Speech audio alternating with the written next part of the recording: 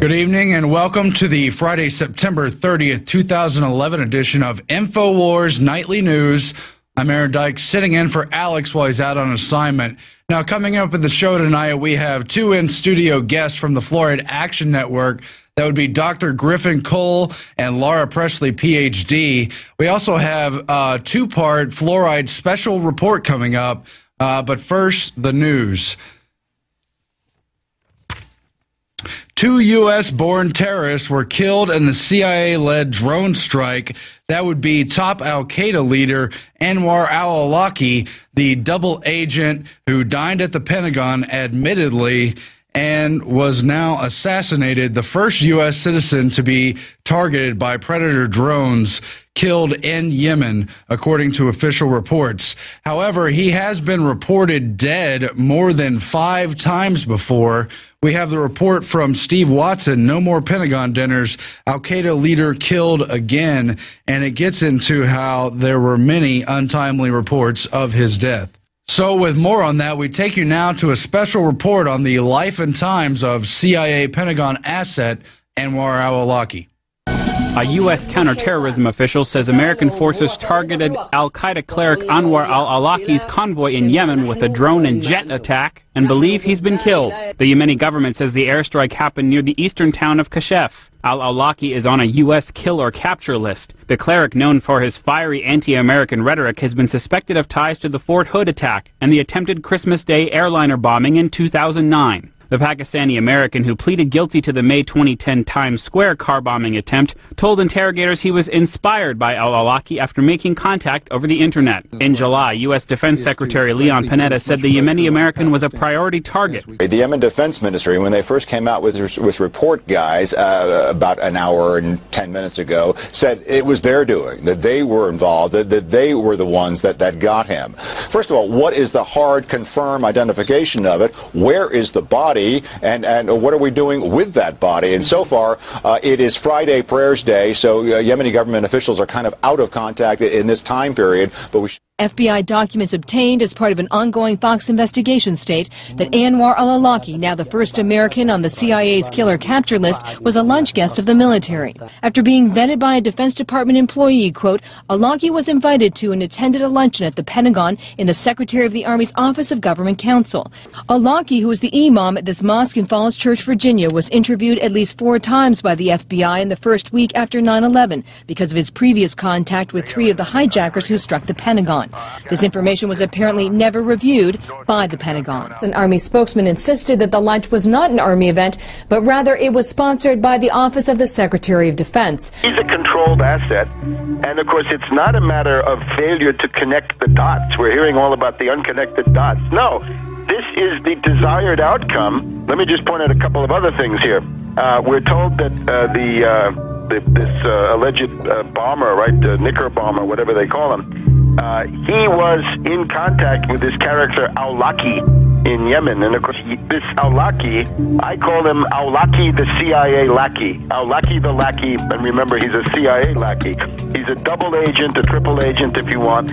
He is used as a kind of beacon to recruit patsies across the world, and they can always sheep dip somebody like Major Hassan. If they want to say, you're linked to Al-Qaeda, they just have you exchange a few emails with this Awlaki, and that's what he's good for, right? He goes back to 9/11 and Hani Hanjour. So this guy is he's a U.S. agent under whatever layers of garb that he's got.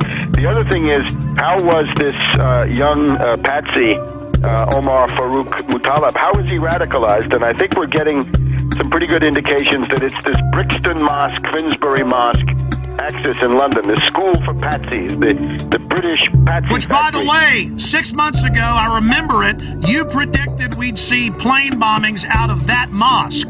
This is not so hard to do. Remember Richard Reed, mentally retarded vagrant who was sleeping on the floor of Brixton Mosque, I think. He was given the same PETN explosive by somebody, so that's what this Omar Farouk was given then, allegedly, once again in in Yemen. So you can see it fits together, and it all comes from these same places. There are reports today that the Christmas Day body bomber met with an American-born radical cleric, Anwar al-Awlaki. He's believed to be living in Yemen, al-Awlaki is. He's not only been linked to al-Qaeda in the past, but he reportedly exchanged emails with the suspected Fort Hood shooter Nidal Hassan before that shooting massacre in Texas. Now again, Anwar al-Awlaki, the CIA lackey, as Webster Tarpley appropriately calls him, is connected to all these foiled terror plots. He was connected to, as the clip mentions, at least three of the 9/11 hijackers. He was interviewed by the FBI more than 4 times, and yet he was invited to the Pentagon only months after 9/11 to meet with top brass. That really should tell a huge story about what's going on in this phony war on terror. Now, on the other side of the same coin, you have today in the news, or this week in the news rather, Rezwan Firdaus, the man accused of trying to blow up the Capitol and Pentagon using a remote-controlled airplane, and he was once again admittedly set up by the FBI. They provocateured him, lured him into extremist action, gave him what appeared to be the bomb and the other weapons, including phony AK-47s and so forth. And this is the pattern we have seen repeatedly, especially since 9/11, but also long before it, where the FBI is directly behind setting up random patsies they find on the streets, these mentally low IQ'd people and so-called extremists, to use them to advance the public agenda. So the public believes these plots are always happening. Meanwhile, the FBI is admittedly behind them. Even Geraldo was on Fox News talking about how bogus this whole paradigm is. And remember, too, the FBI was admittedly behind the 1993 World Trade Center bombing, cooking the bomb, giving it to those people, and encouraging them to carry out their attempted act of terrorism, which killed 4 people. Let's go to this clip now. They say that just today, the undercover operatives gave Firdaus material that was supposed to be the explosive material C4. They say only a small amount of it was the real thing. A law enforcement official also tells us they gave him AK-47s and grenades, but those were not functional. We have to stress one very important point, Wolf. A U.S. law enforcement official CNN spoke with today said there was no danger to the public since undercover operatives were involved very early on. There's at least 20 plots I've read about where the FBI admittedly used entrapment techniques. These people may have hated the country. They may have even been radical in their minds, but they had no means to carry out the things they were accused of. They only became dangerous once they were set up through these FBI systems. And it's all just a fraud meant to trick the public, and we've had enough of it. We need to learn what's going on and say no to this entire phony war on terrorism, because they are clamping down on our freedoms as ordinary Americans.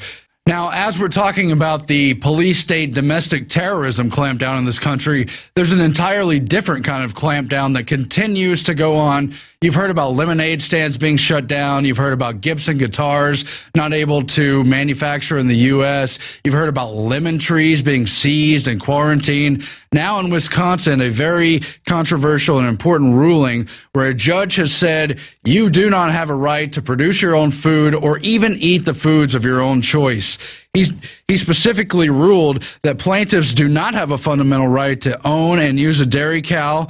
They do not have a fundamental right to consume the milk from their own cow, do not have a fundamental right to board their cow at a farm or with a certain farmer, and that private contracts don't fall outside the scope of the state's police power. And furthermore, that there's no fundamental right to even produce or consume foods of their own choice. That is absolutely radical, and they've used the FDA and the other arms of the federal government, just agencies with policies, to try to tell Americans that the government will tell them what to eat, when and where, but that making your own choices, using raw dairy, you've seen the raids on Rawson Foods and others. It's just incredible, but it continues to happen. The raids on the Amish dairy farmers and all the rest of it. Here's a video we put together highlighting some of the past clampdown on what should really be ordinary American behavior that even the Founding Fathers warned tyrannical government would control.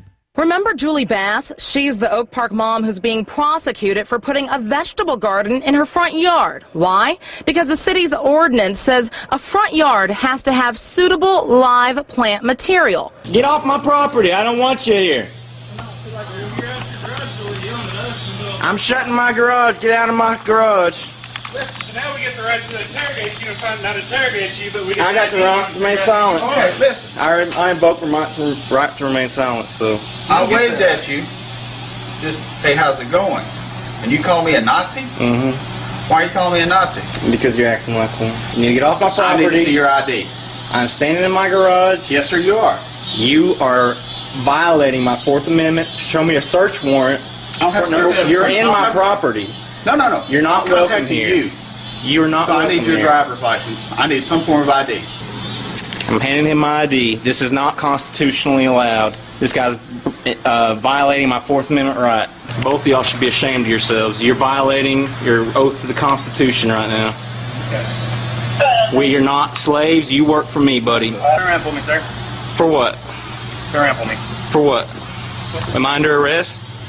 I'm under arrest. Turn around for me. I'm not gonna. Yes. Don't be intimidated. Don't be intimidated. Don't be intimidated by them.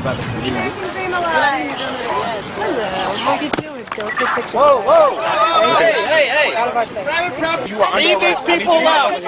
I'm sorry, you're under arrest. Leave these people alone. Leave them alone. I am getting arrested for selling lemonade. Do you guys have services? Lemonade, 10 cents, guys. We've got a few cups. That's what happens. You sell lemonade. Why are you kidnapping people? Is there anything on you that can hurt me? No. You people should be ashamed. Why are you hurting my head? Lemonade is illegal to sell in America. Stop using force against peaceful people. I spent 14 months in Baghdad, and I can't even...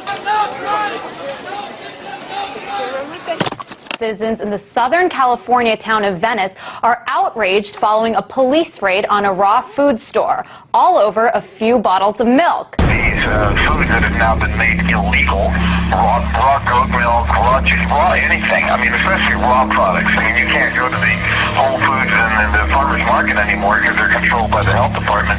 And those places can't sell unpasteurized juices, unrefrigerated eggs. They can't sell the raw ceviche. They can't sell. I mean, the list is so ridiculous at this point. And this is tyranny. Again, we're seeing a clampdown on really what should be some of the most wholesome behavior in America.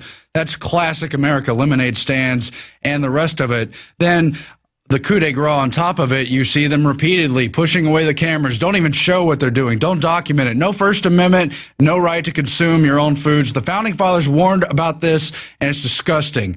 Then you've seen the news where they're going to start doing TSA-style pat-downs at all the NFL stadiums, but one small step in the right direction, Lambeau Field, home of the Green Bay Packers, at least has decided for the time being to only use metal detectors rather than the full pat-downs and the touching of private parts.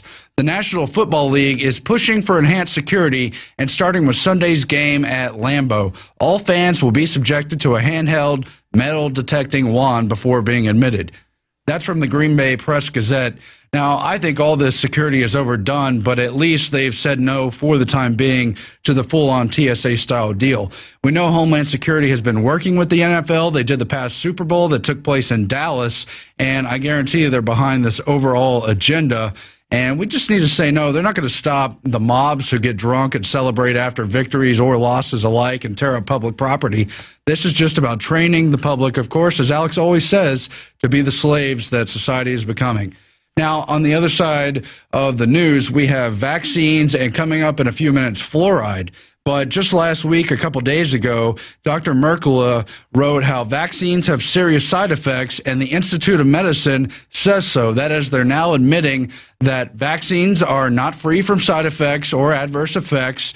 They're admitting that the admission came after a review of more than 1,000 vaccine studies, which found convincing evidence of 14 health outcomes, including seizures, inflammation of the brain, and fainting that could be caused by certain vaccines.